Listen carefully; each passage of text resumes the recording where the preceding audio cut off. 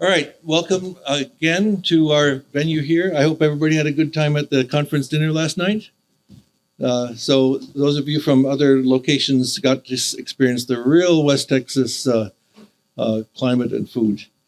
I'm going to talk to you about some perspectives in storage viewed from the context in which they sit, which is, for me, the context of academic and research computing. So there are four basic concepts we have to cover with this. Four basic things that I'm going to touch on. First, how does the services that we provide serve the core functions of the institution? Second, what is the return on investment that the organization can count on with these resources? Third, with what speed and performance can we provide these services? And I mean by this, both the speed and performance with which we actually can deliver them, and also the speed and performance of the resources themselves. And finally, what's the provenance? Where do they sit in the organization? What are the protections that has to be put in place to provide these services? So to answer these questions in the terms of how they apply to storage, let's take a look at them one by one. Some organizations view academic computing and data resources to be cost centers and treat them that way. I don't think that's the right way to look at it. I think that a better perspective for these kinds of services is that in most cases, they actually can be more accurately viewed as profit or productivity centers, depending on what aspect of the organization you're looking at. They play an essential role in delivering both the financial stability of the organization so that you can deliver the services, and also the non-financial academic and research productivity that are core functions of the organization. So instead of looking at this as just a cost center, look at the research income they bring in, the academic productivity, the publications, the discovery potential, the courses that are taught, the community impact, student skills, knowledge growth, patents, awards, recognition, Nobel Prizes, innovation, and outreach and training. These are the core functions of the university, and I think the right way to view all of the services we deliver, including storage, is how they support these functions. So the best way to view them is in this manner. And to look at this, I want to ask some questions. How can these services be deployed in ways that are really focused on those core functions? What data handling capabilities, what other aspects of data handling, including backup, access, all of these sort of things that are peripherally attached but also essential to storage: security, indexing, metadata, long-term storage, archival, retrieval, disaster recovery, summarization. These days with AI coming and already here in many academic fields, not just to draw pictures of what your grandfather might have looked like with a different hat or something. Not just the sort of trivial applications of generative AI, but actually academic applications. Those are hitting the resource centers that we run right now. And how can these be achieved within the context, within the resources that we can afford within the organization? Finally, which of these are formal mandates from funding agencies to get money to do our research and so forth, which are mandated by government, and which are institutional priorities, and which of them are just optional? So one problem among many, I think, is that the considerations that I mentioned often come in the context of unfunded mandates. Someone comes along and says, you have to have a backup system. You have to have a disaster recovery system. You have to have a data management plan. These things don't come with any funding from the organizations requiring them, but they were expected to provide them. And the situation is only going to get worse, I believe. Government mandates for data protection are just increasing, and I'll talk about that at the end of the talk. And many times we don't have systems in place and haven't even budgeted for such protections. So in terms of academic computing more broadly, we see that essentially every field is using data now. And with the advent of AI, even fields that were not heavy computing users are starting to become users of our centers. So this is making its way into essentially all academic work. And by and large, my belief is that academic organizations are not prepared for this onslaught of data. So let's look at this from the point of view of one of the first things I mentioned, the return on investment for the organization. So what do you mean by return on investment? This is a often used but poorly understood term.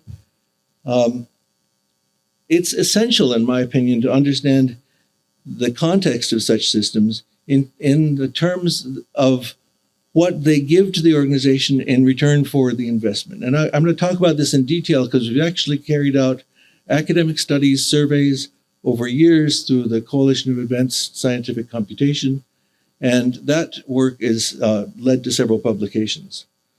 There are several challenges in this area, but I think a summary of the rest of my talk can be it's necessary to approach them systematically to understand the context in which we provide, in the case of this conference, storage, but academic and research computing services in general.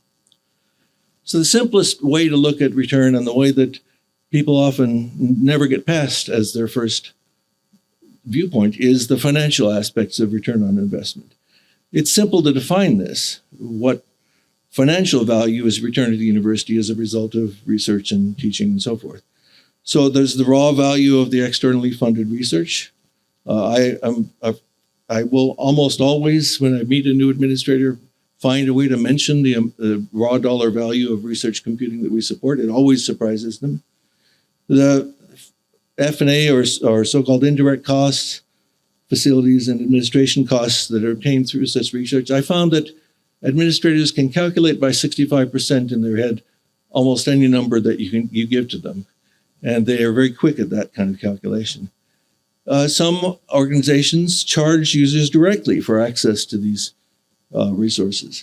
We have a different system here in which most of our resources are actually provided for free unless you want dedicated resources for a particular grant or need that goes beyond what you can get from our fair share system, in which case we charge you in ways that are consistent with the 2 CFR 200, if you guys are familiar, the Code of Federal Regulations that governs the way in which indirect costs can be leveraged and direct costs charged for research.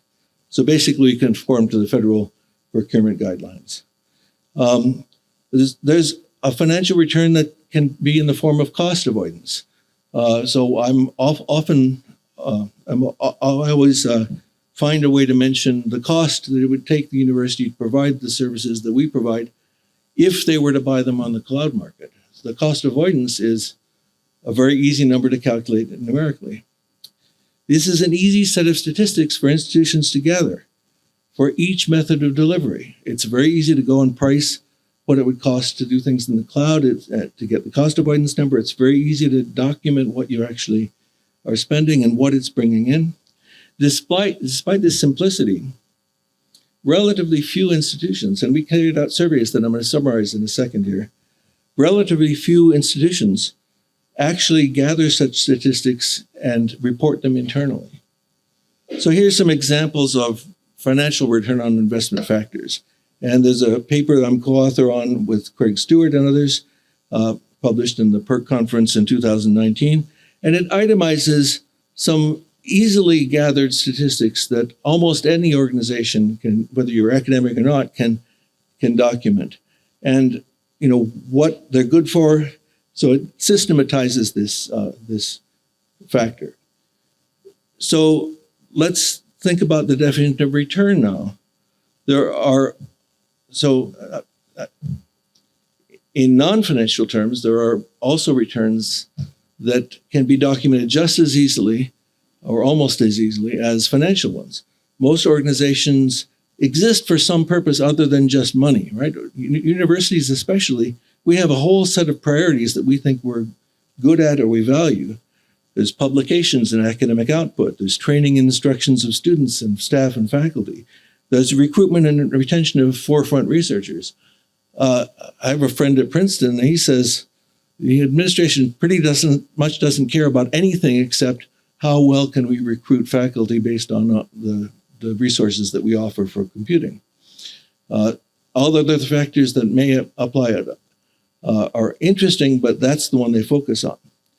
You also want to grow the familiarity of your student body, your faculty, your researchers with computational and data science methods. You want to improve their speed to research output. And whatever these terms are, the key point I want to give to you is that you have to define them in terms that are meaningful for your organization. And every organization is going to be different. So here's some examples of non-financial return on investment. Again, we wrote a paper on this in that same conference, and if you follow that link, you'll find a way to list the things that we thought were important and examples of how to get them. All right, so we talked about financial return to the organization based on research services, academic and research computing services. We talked about non-financial return. Let's talk about investment. The nature of investment can and usually does extend far beyond just the raw cost of buying the equipment. There's the whole institutional investment in creating conditions for faculty and researchers and students to be productive in practice. There's the consideration of providing robust, adequately backed up locations for data storage, for example, for data sets that are published as part of an academic publication. And so the organization needs to support those. There's investing in personnel training to develop your own support staff. I find it very difficult to hire people with the right background, so we do a lot of training to develop those people ourselves. There's promoting and encouraging the use of modern and up-to-date methods. You don't want people using out-of-date software or things that have been found to have defects. You need to have an adequate resource that's fully populated with modern software and methods. You need to think about providing as an investment the self-help methods that people can just a wiki or frequently asked questions or online copies of your training slides. We do all those types of things to encourage self-study and learning and development. And another type of investment that you can make is to realize that no matter what you do at any organization, you're not going to have all the computers or all the storage in the world. So it's worth your while to invest a little time and effort to teach people how to use the national and international scale resources that are appropriate for their field. And we cooperate. We actually are one of the designated sites for the Access Project to deliver simulcast trainings here to our researchers to teach them how to use Access. So those are some of the institutional investment factors that go beyond just the raw dollars to buy equipment. There's also money and hardware and operations costs. And I think to do this right, you need a comprehensive view of these things. What's the differential cost to provide physical space, equipment, and hardware capital investments? So, for example, a lot of medical schools were early adopters of the cloud, and hospitals were early adopters of the cloud because they needed the clinical space. And the space taken up by their computing, they were willing to pay to move that to the cloud just because the clinical space was a priority for them. The differential cost might be different on a campus. By the way, buildings are very expensive on campuses. But you have to think about, do I want to get a machine room in that space or do I want to put a lab there? So that's a consideration. There's the electrical power, cooling, and maintenance for on-premises equipment. How many people have encountered, the server hugger phenomena where people want to get a new faculty member and say, I'm just going to buy those GPUs and put them in my lab? I'm surprised nobody's saying, yes, a few people have been doing. So, they don't ever think, I'm guilty of this when I was a faculty member in physics. You don't think through the power and cooling considerations to run these things at scale. That's an investment the university has to be talked into making. There's contracting costs. If you choose to do all this in the cloud or externally provided co-location, you have an investment that comes with that. There are administrative expenses to procure and manage all this stuff. And there are personnel costs, of course, to provide the professional staff. Whether it's in the cloud or on premises, you still need a level of support staff. These are investments. So here's some examples of investment factors, and they're actually covered in the papers that I mentioned earlier. So hardware, cloud resources, maintenance cost, cooling, training, software, and these are now the denominator in this equation. So here's the main point I want to make about return on investment. I'm not expecting you to go away and do this at your home institution if you've never done it before. But I do want you to understand the key thing here, which is that if you're not measuring ROI, you have no basis to compare relative advantages of different delivery models. If you're not measuring ROI, you cannot, for example, compare cloud to on-premises resources because you're just going to do it on the basis of opinions at that point.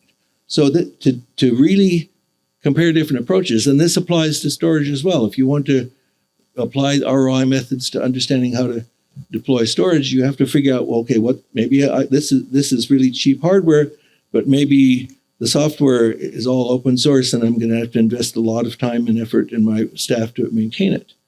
Or maybe actually that's a priority views. All these things depend on your organization. You have to figure them out using the formulas that I described in your setting. So from our previous research, and we did multiple studies asking over 100 different organizations to tell us their practices in a longitudinal multi-year study, we found some common results. The non-financial aspects and financial aspects, as I said, have to be considered in the context of that organization. The relationship depends on your organization, but most institutions that study ROI find that their academic and research computing centers have a very positive story to tell. And simply going through this exercise can actually start the conversation that you need to build up those resources at your organization. So it was only about 30 or 40% that did any sort of ROI gathering, but those that did it reported a positive story to tell. And again, there's a publication on this as well. So in addition to these sort of overall ROI conclusions, there are some other results that emerged from the study. As I mentioned, only a small fraction of organizations are systematic about this. Only a small fraction of the respondents had explored cloud for large-scale usage. A lot of them had sort of tried it out. But the interesting thing that I found was that the larger the institution, the more likely they were to have explored the use of cloud. But at the same time, the less likely they were to indicate that they had found a financial advantage in doing so. There are many reasons to use cloud resources, but bulk computing and bulk storage are not ones that will land you in the green side of the ROI column. So the ways that you use clouds are driven by other considerations, let's say bursting, speed to implement a certain thing. I mentioned the medical schools often place different priorities on their space, so they're more likely to have invested in cloud resources. And again, the considerations depend on your organization. So there's the basic ideas so far. I've said it several times, so I won't repeat it again, but in 3 surveys, only a small fraction of institutions had done this. The factors vary by institution. Most institutions have a positive story to tell. And you really have to sit down and do this in your setting. The same approach can be applied to considering choices among storage systems, where and when to deploy them. And now I'm going to try to spend the rest of the time in the talk talking about factors that apply here and that I think point to global trends. So let's talk about the third item that I brought up in the initial questions, the speed and performance. Here, I mean not just the speed and performance of the resources themselves. And I'll mention in a minute why I think that that's a very flexible number. But I also mean the speed and responsiveness for the organization in meeting the challenges that are presented. And the challenges are coming thick and fast. So here are the steps to follow. You have to determine the need. You have to match the storage or circumstances for delivery with that need. You have to itemize any other factors. You have to procure and allocate the storage, whether in the cloud or on premises, within a reasonable timescale. Researchers often will come to you with relatively short timelines before they need this stuff.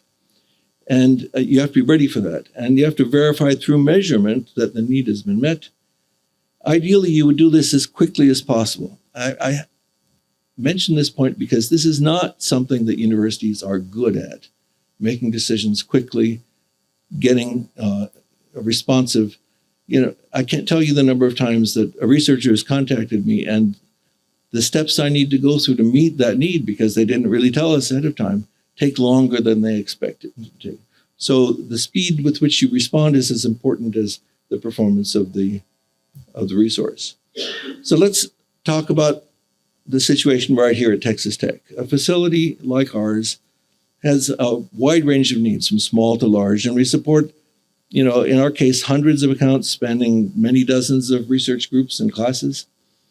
We provide everybody with a base allocation and access to, in our case, a quite large amount of scratch storage that's purged with a longer interval than most. And this is chosen because it kind of minimizes the intervention we have to take to deliver that speed of response. Someone comes along and says, I got to download this 500 terabyte data set from this genomics data from NIH.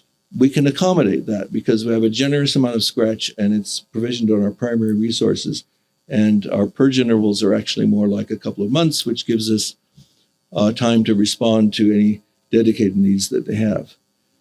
We also have some other storage systems that are optimized for other purposes, kind of a read speed small file I/O system that we've tried several approaches, NFS, Gluster, BGFS.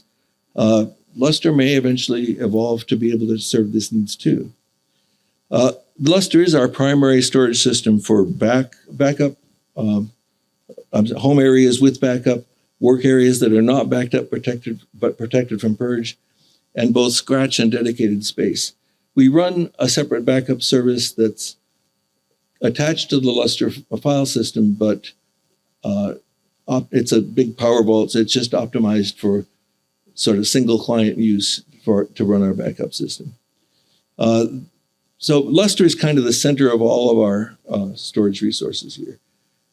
In our local cluster, we have fairly high-speed Ethernet control networks, 10 and 25 gigabits per second, and those also support our NFS-like services through RDMA for InfiniBand, or we have some systems with Omnipath, and we do that over the Ethernet in that case because there's not good RDMA for Omnipath yet. And so we see here several different partitions that are on our central InfiniBand. We actually isolate them from the storage network to keep the MPI traffic off of the storage network through a set of LNet routers. And we do the same with our Omnipath systems. We have LNet to Omnipath routers for the Omnipath partition. Gluster is right now about 6 petabytes, and we're about to double that. You actually saw the new systems going in. And we have a separate backup systems in Globus Connect. So a fairly conventional setup for an institution like ours.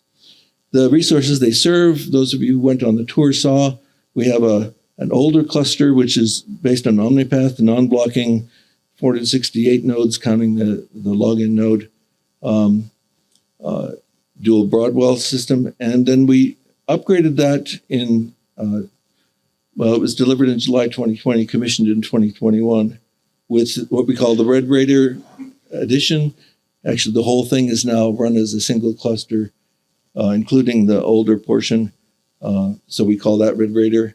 And it has a total of about 30,720 cores of dual AMD Rome processors for CPUs and a few dozen GPUs of two different types. And this is what it looks like with the doors off. We are just took delivery. And for those of you that did the tour, I want to point out that the old system is still side by side with the new system. We're about to replace the UPS that drives the old system. And so there was some temporary power cabling, and that is not DDN's fault. The nicely cabled new DDN solution is how they do it. We had to run some temporary power to accommodate the UPS replacement. That's not how it normally looks and not how it was delivered. But this is, again, a fairly conventional approach.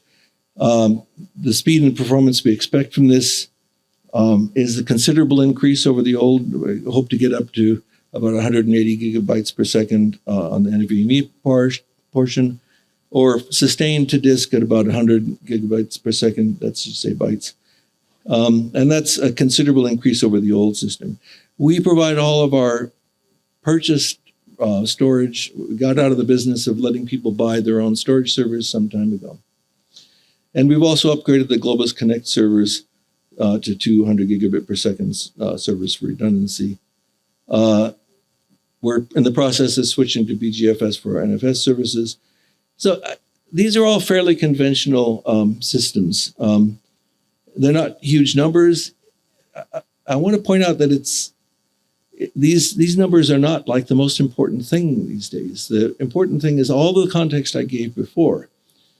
You can spin up a few hundred EC2 instances and get terabytes per second of throughput, at pretty much the push of a button out of more than one of the major cloud providers.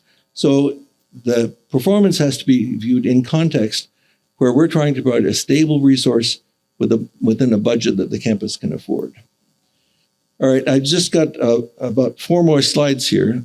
So I want to focus on an area that very lightly, very quickly, that most people have not thought about, which is that storage is a very fraught concept these days, very fraught area, because of all of the data sensitivities recently, cybersecurity in general, but recently competitive considerations. Congress has put into place a set of rules and restrictions that are coming and almost here.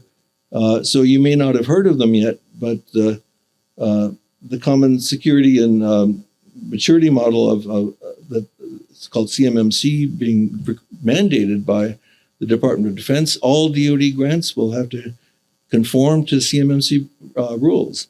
NIST has just published a framework for high-performance computing security with a large number of recommendations. NIH has upped its security requirements. All of these are not trivial to design or implement, and in fact, in many cases, they're not optional, and come with definite auditing, certification, and reporting requirements that people in academic settings have not up to now been used to providing. So just a very quick heads up that this is coming. If you want to read more, I have links in the slides which you can download to explore the NIST HPC security document. There's a community of practice called regulatedresearch.org that has a Slack channel and regularly gives webinars and is a great resource if you're trying to learn more about this. Then the trustedci.org is, these are kind of my 3 top links to go to. And as I say, this stuff is not optional and will be required for all storage settings. So the challenges that come with these considerations can be summarized as follows. We have to provide data processing and handling these to an increasing number of departments, increasingly wide fields of study, pretty much the whole university. We have to address the overwhelming interest in machine learning and data mining and large language models and other related applications that are collectively referred to as AI. I'm often dismissive of this term, like many people, because it's a shorthand, but it's a shorthand for these things that are real requirements of HPC systems, in my view. And the demands to meet these are going way up. We have to handle the growing needs for data volumes, data transparency, labeling, archival, protection, access controls, publication support, permanence, protection, regulation. All these things will have to be met in the storage systems that we deploy. We have to find funding models that can actually allow us to achieve these demands within the resources available to the organization. And let me just give you the short summary. It's going to be more than we're used to funding these centers out of before. We're no longer in the realm where we have a few, really hungry researchers who have grants and we just have to worry about them. It's a different world. And in this world, the entire university is engaged with what we're supplying, and we have to rise to meet that need. So we have to also find ways to address the power, cooling, space, and staffing requirements needed for on-premises resource, or equivalently, to provide for cloud-based resource alternatives and still meet all of these demands. Let me just draw near the conclusion here to say that we need to also, in my view these challenges more globally. It's not just the academic and research sector that's encountering these challenges. In fact, you probably are aware that while 20 years ago it might have been just the scientists that ran big clusters, we have now been dwarfed by the adoption of all of these methods for commercial reasons and for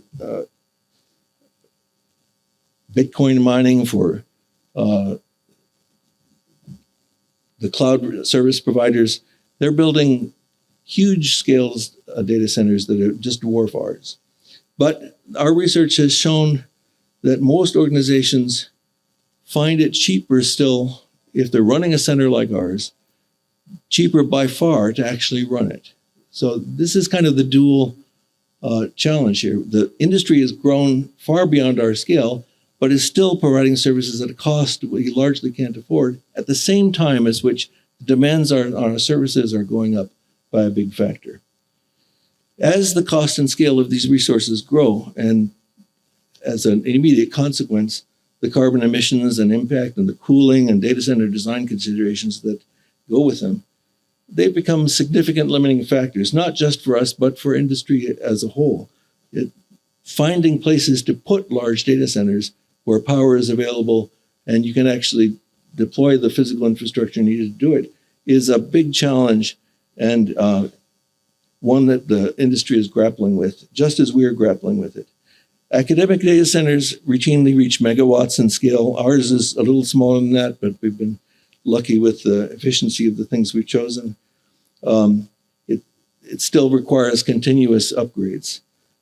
Academic centers reach megawatts, but commercial data facilities are being implemented routinely, like dozens of projects per year at the hundreds of megawatts to gigawatt scale. And I just want to point out that this cannot continue unchecked. We have to do something to control the cost and the carbon impact of data centers. I don't have time to go into it, but I want to point out that here at Texas Tech, we have projects through the Industry University Cooperative Research Center that was mentioned that go back almost a decade. We've been addressing issues of remote control and data center design, specifically to focus on putting data centers at the locations of renewable energy sources. And we have a project that we hope to get NSF funding for very shortly. Ask me about it if you want more details. So this is the summary here then. We've considered 4 basic questions that need to be answered in delivery of support for academic and research computing, including the storage services that go with it. How do they serve the core functions of the university? What's the return on investment in terms of those core functions? What speed and performance can be associated with the services that you deliver? Both the actual performance in petaflops and storage capacity and speed, but also the speed and performance with which you can deliver those services to meet the needs of the university in an agile way. What are the protections and what's the provenance, what the setting that you need to consider in applying these services and providing these services? I've answered these questions both in general terms and also with some examples from here at Texas Tech. And I tried to give you just enough to let you get a glimpse of the cautions and warnings that that everybody who does these things should be aware of. Here's 2 points of summary. AI and data growth present challenges that I think most campuses are not equipped to meet. They're not thought through in terms of policy, in terms of data protection, in terms of the institutional approval and control of the data.